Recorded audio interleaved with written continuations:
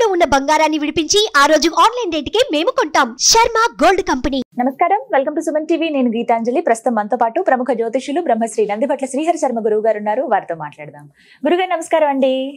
వాగర్థ వివ సంపృక్తౌ వాగర్థ ప్రతిపత్తయే జగతః పితరౌ వందే పార్వతీ పరమేశ్వరౌ. సదాశివ సమారంభాం శంకరాచార్య మధ్యమాం అస్మదాచార్య పర్యంతం వందే గురు పరంపరాం. ఆదిత్యాయ చ సోమాయ మంగళాయ బుధాయ చ గురు శుక్ర శనిభ్యశ్చ రాహవే కేతవే నమః. శృంగేరి జగద్గురు పీఠాధిపతులకి, కంచి పీఠాధిపతులకి నమస్కారములు తెలియజేసుకుంటూ కార్యక్రమాన్ని ప్రారంభిద్దాం. గురుగారు, కార్తీక మాసం పూర్తయిపోయింది. ఇక మార్గశిర మాసానికి వచ్చేసాము. అసలు మార్గశిర మాసం యొక్క విశిష్టత ఏంటి? ఈ మాసంలో ఉన్నటువంటి ముఖ్యమైన రోజులు, పండుగలు వివరించండి. మార్గశిర మాసం ఇది లక్ష్మీనారాయణుడికి సంబంధించినటువంటి మాసం. మనకు గీతలో కూడా, భగవద్గీతలో కూడా విభూతి యోగంలో శ్రీకృష్ణుల వారు ఏం చెప్పారంటే, మాసానాం మార్గశీర్షోహం అంటే మాసాలలో మార్గశిర మాసము నేనే. మార్గశీర్షోహం, సోహం అంటే నేను. కాబట్టి ఈ మార్గశిర మాసము ప్రత్యేకించి మధుసూదన అనే నామంతో వ్యవహరించడం జరుగుతుంది నారాయణుని. ముఖ్యంగా లక్ష్మీవార వ్రతం అనేటువంటిది ఈ మార్గశిర మాసంలో చేస్తారన్నమాట. కార్తీక మాసంలో సోమవార వ్రతము, నక్తము ఎలా ఉంటారో, శ్రావణ మాసంలో శ్రావణ శుక్రవారాలు, శ్రావణ మంగళవారం ఎలా ఉంటారో, మార్గశిర మాసంలో లక్ష్మీవార వ్రతము. లక్ష్మీవారం అంటే గురువారం. అమ్మ అందరూ శుక్రవారం లక్ష్మి అనుకుంటారు, కానీ నవగ్రహాలలో ధనకారకుడు గురువు. కాబట్టి గురువుకు సంబంధించినటువంటి వారము గురువారం నాడు లక్ష్మీవారము అని అంటారు. ఇక ప్రత్యేకించి ప్రతి మాసంలో ఉన్నట్టుగానే అనేకమైనటువంటి గొప్ప గొప్ప పండుగలు ఈ యొక్క మాసంలో ఉన్నాయి. మొట్టమొదటి పాడ్యమితో గనక మొదలు పెట్టుకున్నట్లయితే, ఈ పాడ్యమి రోజునే పోలి స్వర్గాన్ని పొందిన రోజు పోలి పాడ్యమి అని అంటారు. ఇక రెండవ రోజు అనగా 4వ తారీఖు రోజున తదియ అయింది. ఈ తదియ ఏంటనంటే ఈ అమ్మవారి గౌరీ తదియ అని అంటారు. ఉమామహేశ్వర వ్రతాన్ని ఈ తదియ రోజున ఆచరిస్తారు 4వ తారీఖు రోజున. 5వ తారీఖు రోజున చవితి, నాగుల చవితి. 6వ తారీఖు రోజున నాగుల పంచమి అంటారు. అయితే నాగుల చవితి మనకు కార్తీక మాసం, నాగుల పంచమి శ్రావణ మాసం. ఇవి అయిపోయినాయి కదా.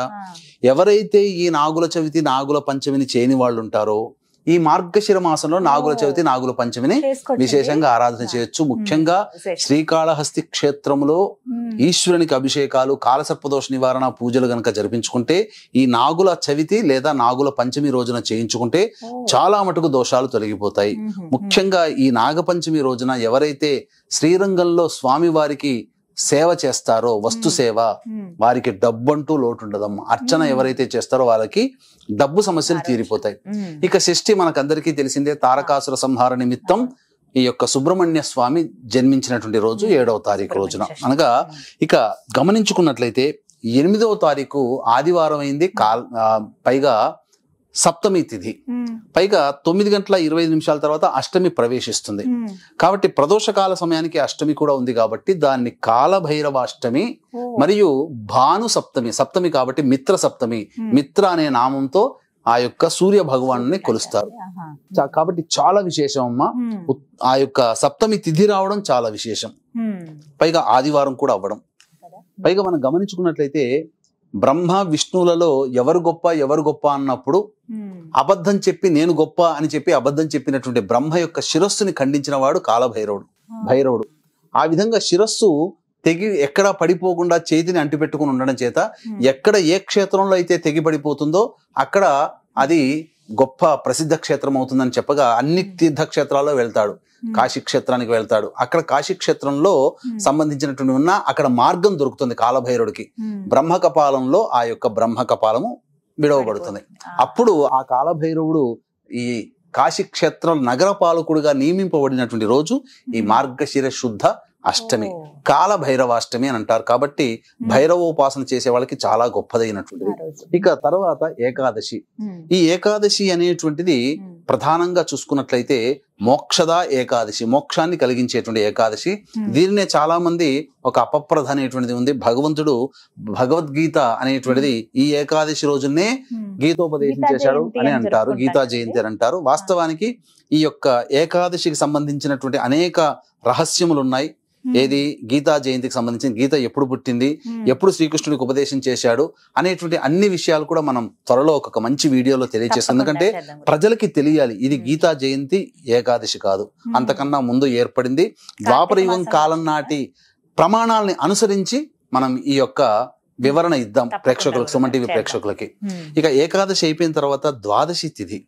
ఈ ద్వాదశి తిథి అనేటువంటిది చాలా పవిత్రమైనటువంటిది.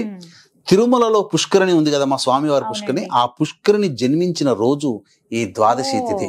కాబట్టి ఈ యొక్క విశ్వవ్యాప్తముగా ప్రపంచంలో 3 కోట్ల తీర్థములు అనేటువంటివి ఉన్నాయి. ఆ 3 కోట్ల తీర్థములో ఉండే శక్తి ఆ ద్వాదశి రోజున తిరుమలలోని పుష్కరిణి తీర్థంలో ఉంటుందట.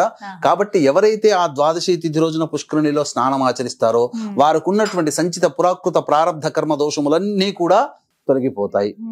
ఈ ద్వాదశి తిథి అయిన తర్వాత త్రయోదశి తిథి ఉంది కదమ్మా. ఈ త్రయోదశి తిథి రోజున శ్రీకృష్ణ భగవాన్ల వారు ద్రౌపదికి మరియు ధర్మరాజుకి కలిపి హనుమద్వ్రతాన్ని ఆచరింప చేసినటువంటి రోజు. ఎందుకంటే భవిష్యత్తు సంగ్రామంలో పాండవులు విజయం సాధించాలంటే హనుమంతుని యొక్క అనుగ్రహం కావాలి. కాబట్టి హనుమద్వ్రతం అనేది ఆచరించారు ఆ సమయం నుంచి. ఇక ముఖ్యంగా గోదావరి నదీ తీర ప్రాంతంలో ఉన్నటువంటి వాళ్ళకందరికీ కూడా, అనగా తూగోపాగా జిల్లాలో ఉన్నటువంటి వాళ్ళకందరికీ కూడా హనుమత్ జయంతిగా త్రయోదశి తిథి రోజున జరుపుకుంటారు ఆ హనుమత్ వ్రతం. అది మనం చూసుకున్నట్లయితే 13వ తారీఖు అయిందమ్మా. ఇక 14వ తారీఖు దత్త జయంతి అని అంటారు. ముఖ్యంగా 15వ తారీఖు రోజున పౌర్ణమి ఉంది. రాత్రిపూట పౌర్ణమి ఉంది కాబట్టి రాత్రిపూట పౌర్ణమి 14వ తారీఖు, కానీ ఉదయం పూట పౌర్ణమి తిథి 15వ తారీఖు ఉంది కాబట్టి పౌర్ణమి అనేటువంటిది దత్త జయంతి 15వ తారీఖు రోజునే చేసుకోవాలి. దత్త జయంతి అనగా దత్తుడి యొక్క జన్మించినటువంటి రోజుగా చెప్పబడి ఉంది. ఈనాడు దత్త జయంతి, గురు పౌర్ణమ అని అంటే చాలా మంది బాబా ప్రార్థనా మందిరాలు, బాబా ఆశ్రమాల చుట్టూ తిరుగుతున్నారు. అసలైన దత్తుని యొక్క అనుగ్రహం పొందాలంటే దత్తుణ్ణి మాత్రమే ఆరాధించాలి తప్ప దత్త స్వరూపముగా ఉన్నటువంటి మనిషిగా పుట్టి చనిపోయినటువంటి వాళ్ళని ఆచరించకూడదు. మనకు శాస్త్రం సుస్పష్టంగా చెప్పబడి ఉంది. వైభవోపేతమన్నంత కలికాలం కదమ్మా, మంచిని ఏది కూడా గ్రహించదు సమాజం. కాబట్టి అసలైన దత్త స్వరూపము గాణగాపురము, పిఠాపురము, కురువపురము, ఈ 3 క్షేత్రాలు దత్త క్షేత్రములుగా ప్రసిద్ధిగాంచిన. గిర్నార్ క్షేత్రం కూడా దత్తుని పాదుకలు అక్కడ ఉన్నాయి. అలాగే గాణగాపురంలో దత్తావతార సంభూతులైనటువంటి నృసింహ భారతి సరస్వతి స్వామి వారి పాదుకలు ఉన్నాయి. పిఠాపురంలో శ్రీపాద వల్లభుల వారు జన్మించారు, తపస్సు చేసుకున్నటువంటిది కురువపురం. ఈ క్షేత్రములు మాత్రమే దత్త క్షేత్రాలు కాదు తప్ప దత్తావతారంగా భావింపబడి బాబా ప్రార్థనా మందిరాల చుట్టూ తిరిగి బాబాల చుట్టూ తిరిగేటువంటి వాళ్ళకి దత్తుని అనుగ్రహం లభించదు. ఇది దత్తుని మాట. కాబట్టి ఇక గమనించాల్సినటువంటిది ఈ యొక్క దత్త జయంతి కోర్ల పూర్ణమి అని అంటారు. అంటే కార్తీక పౌర్ణమి నుంచి మార్గశిర పౌర్ణమి వరకు కూడా యమదంష్టం అనగా యముడు కోరలు తెచ్చుకొని ఉంటాడట. కాబట్టి ఆ యొక్క యముని యొక్క ప్రీతి కోసమే, శాంతింప చేయడం కోసమే కోర్ల పూర్ణమి రోజున యమునికి మళ్ళీ చక్కగా పూజాది కార్యక్రమాలు చేస్తారు. అందుకనే దీన్ని దృష్టిలో పెట్టుకుని వీక్షించేటువంటి ప్రేక్షకులకి ఈ యొక్క దత్త జయంతి సందర్భంగా డిసెంబర్ 15వ తారీఖు రోజున సుప్రసిద్ధ మహామహిమాన్వితమైనటువంటి కాశీక్షేత్రంలో జాతకరీత్యా కలుగు విద్య, వివాహ, ఉద్యోగ, దాంపత్య, సంతాన, అనారోగ్య సమస్యలకి మరియు గోచారరీత్యా వృషభ, మిథున, కర్కాటక, సింహతుల, వృశ్చిక, మకర, కుంభమీన రాశిలో జన్మించిన వారికి శనిదోష పరిహారార్థమై సర్వదోష నివారణ పూజలు, హోమాలు పర్ హెడ్ 1500 రూపాయలకి డిసెంబర్ 15న కాశీ క్షేత్రంలో చేయించడం జరుగుతుంది. అలాగే అందరికీ యమబాధలు తొలగించడం కోసం ఆ దత్త జయంతి రోజున యమ హోమం కూడా చేయించడం జరుగుతుంది. అనగా నరకలోక ప్రాప్తి, అపమృత్యు భయ దోషాలు కూడా ఈ యొక్క హోమంలో పాల్గొనడం ద్వారా తొలగిపోతాయి. ఇక యముని యొక్క తదనంతరం దత్త జయంతి అయిపోయిన తర్వాతనమ్మా మనం గమనించుకున్నట్లయితే ఈ పౌర్ణమి నుంచే ధనుర్మాసం ప్రారంభమవుతుంది. మనకు గమనించుకున్నట్లయితే ఈ యొక్క మాసాలన్నీ కూడా చైత్ర, వైశాఖ, జ్యేష్ఠ, ఆషాఢ, శ్రావణ, భాద్రపద, ఆశ్వీజ, కార్తీక, మార్గశిర, పుష్య, మాఘ, పాల్గొనం, ఈ 12 మాసాలు ఉన్నాయి. ఎక్కడైనా ధనుర్మాసం అని ఒకటి ఉందా? లేదు. మనం గమనించుకుంటే ధనుర్మాసం అనేది ప్రత్యేకంగా లేదు. కానీ ప్రత్యేకించి ఈ యొక్క వైష్ణవ సాంప్రదాయం అనుసరించి రవి ధనుస్సు రాశిలో ప్రవేశం చేసిన సందర్భంగా ధనుర్మాసం ఏర్పడుతుంది. కాబట్టి ప్రత్యేకించి నారాయణు కోసం చెప్పబడినటువంటిది శ్రీమద్ గోదాదేవి ఆ యొక్క నెల రోజుల పాటు ఒక్కొక్క పాశురాన్ని విష్ణుని ఆరాధన చేసి ఆఖరి రోజున శ్రీరంగనాథునిలో ఐక్యమైపోయింది. కాబట్టి వైష్ణవ భక్తులు చక్కగా ఈ ధనుర్మాసంలో చక్కగా నారాయణుని అర్చిస్తారమ్మా. గురుగారు, ఒక చిన్న సందేహం అండి. అయితే ఈ ధనుర్మాసంలో చాలా మంది శుభకార్యాలు ఏవి చేయరు, అంటే ముఖ్యంగా వివాహాలు అనేవి అసలు జరిపించరు. అంటే మంచిది అయినప్పుడు ఎందుకు జరిపించరు? వివాహాలకు ఎందుకు అనుకూలం కాదు? ఈ మార్గశిర మాసం మొత్తం కూడా వివాహాది శుభకార్యాలకి ఉన్నాయి. మా శంకుస్థాపన, గృహప్రవేశాలు, వివాహాలు, ఉపనయనాలు అన్నీ ఉన్నాయి. కానీ ఇక్కడ గమనించుకోవాల్సిన ఒక అపప్రద ఏంటంటే విష్ణువుని మాత్రమే కొలిచేటువంటి వైష్ణవులు.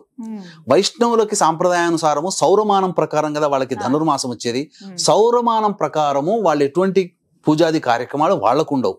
కానీ ఈ యొక్క ఆచారం మన వాళ్ళకు కూడా అంటే వాళ్ళు చేసుకోలేకపోతే మనం కూడా చేసుకోకూడదు అని చెప్పి ధనుర్మాసంలో మన వాళ్ళు కూడా గృహప్రవేశాలు చేసుకోరు. కానీ ఇది తప్పమ్మా, మనకు సంబంధం కాదు. అది చక్కగా ధనుర్మాసంలో చేసుకోవచ్చు. ఆ ధనుర్మాసంలో ఆ వైష్ణవులు ఎవరింట కూడా పూజాది కార్యక్రమాలు చేసుకోకుండా కేవలం విష్ణువుని లక్ష్మిని ఆరాధిస్తుంటూ పెట్టుకున్నటువంటి రోజు కాబట్టి అది అందరికి మనకు ఆపాదించబడలేదమ్మా. కాబట్టి తప్పకుండా ధనుర్మాసమైనా కానీ చేసుకోవచ్చు, తప్పు లేదు. మనకు ఆ సాంప్రదాయం కాదు. కాకపోతే విష్ణుని లక్ష్మిని ఆరాధన చేసే సాంప్రదాయం చేసుకోవచ్చు. ఇక ఈ ధనుర్మాసం పౌర్ణమి నుంచే ప్రారంభమవుతుంది. ఇక తదనంతరం చూసుకుంటే 18వ తారీఖు రోజున సంకష్టహర చతుర్థి ఉంది. గణేష్ని ఉపాసన చేసేవాళ్ళు సంకష్టహర చతుర్థి. ఇక గమనించుకున్నట్లయితే 22వ తారీఖు రోజున కూడా మళ్ళీ కృష్ణపక్ష సప్తమి తిథి భాను సప్తమి ఉంది. ఇక తరువాత 26వ తారీఖు రోజున ఏకాదశి. ఇక 28వ తారీఖు రోజున శని త్రయోదశి ఉంది. అందుక వీక్షించేటువంటి ప్రేక్షకుల్లో 2024వ సంవత్సరంలో ఇక ఆఖరి శని త్రయోదశి అదేనమ్మా. ఇక 29వ తారీఖు రోజున మార్గశిర మాస శివరాత్రి. 30వ తారీఖు రోజున అమావాస్య ఉంది. ఈ అమావాస్య చాలా విశేషమైనది. సోమవారముతో కూడుకున్నటువంటి అమావాస్య, సోమవతి అమావాస్య. కాబట్టి ఇంతటి విశేషమైనటువంటి పర్వదినాలు కలిగినటువంటి మార్గశిర మాసం రోజున వీక్షించేటువంటి సుమన్ టీవీ ప్రేక్షకులు కూడా నియమాలని ఆచరిస్తూ లక్ష్మీనారాయణ యొక్క అనుగ్రహం కలిగినట్లయితే తప్పకుండా వాళ్ళకి సిరి సంపదలకి లోటు ఉండదని చెప్పవచ్చమ్మా.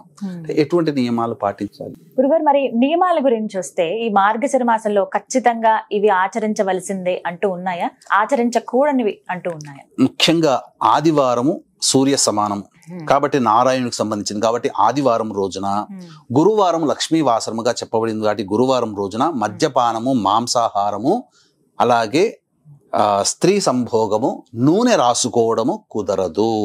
ఉల్లిపాయలు, వెల్లుల్లిలు వర్జించాలి. ఇక ఖచ్చితంగా అవి. ఇక ఈ గురువారం రోజున ప్రత్యేకించి కొన్ని నియమాలు ఉన్నాయి. ఈ లక్ష్మీవారం రోజున మార్గశిర లక్ష్మీవారం రోజున ఎటువంటి నియమాలు పాటించాలి, ముఖ్యంగా ఇల్లాలు ఏ విధంగా చేయాలి, విధి విధానాలు అనేటువంటి విషయాల గురించి మనం మరొక వీడియోలో చర్చించుకుందాం. ముఖ్యంగా వీలైతే గనక ఈ మార్గశిర మాసం అంతా కూడా మాంసాహారం నిషిద్ధం చేయవచ్చు, అలాగే మద్యపానం, లేకపోతే కనీసం ఆదివారం గురువారం అయినా.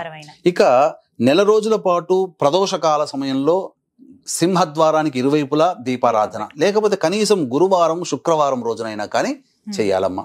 ఈ నియమాల్ని పాటించుకుంటుంటే చాలా మటుకు మంచిగా ఉంటుంది. అలాగే ఈ మార్గశిర మాసము లక్ష్మి అంటే ఎవరమ్మా? స్త్రీనే కదా. అంటే స్త్రీ స్వరూపం. తల్లిని బాధించకూడదు, భార్యని బాధించకూడదు, కడుపులో పుట్టిన పిల్లల్ని బాధించకూడదు, కోడల్ని బాధించకూడదు. అలాగే పనిచేస్తున్న సంస్థలో కానీ, చుట్టుపక్కల ఎవరినైనా కానీ, సమాజంలో కానీ ఏ స్త్రీని కూడా కంట నీరు పెట్టించకూడదు. ఆ విధంగా ఉన్నటువంటి వ్యక్తికి, ఆ విధంగా ఏ స్త్రీనైతే బాధ పెడతాడో, ఏ పురుషుడైనా లేదా ఏ స్త్రీ అయినా సాటి స్త్రీని బాధ పెడుతుందో ఆ ఇద్దరికి కూడా లక్ష్మీ అనుగ్రహం లభించదు. లక్ష్మి అంటే కేవలం డబ్బే కాదమ్మా, ఐశ్వర్యంతో పాటు ఆరోగ్యము, సంతోషము అన్నీ కూడా ఉంటాయి. కాబట్టి ప్రధానంగా మనిషికి కావాల్సిన సంతోషం. మనిషి సంతోషంగా ఉండాలంటే ఏ స్త్రీని కూడా బాధించకూడదు. కన్న బిడ్డనైనా, కట్టుకున్న భార్యనైనా, కన్న తల్లినైనా బాధించకూడదు. అలా చక్కగా వివరించారండి. మార్గశిర మాసం అంతా అసలు ఎలా ఉండాలి, ఏమిటి ముఖ్యమైన రోజులు ఏమిటి అనేవి చక్కగా చెప్పారు. నమస్కారం గురువు. సర్వం శ్రీ ఉమామహేశ్వర పరబ్రహ్మార్పణమస్తు.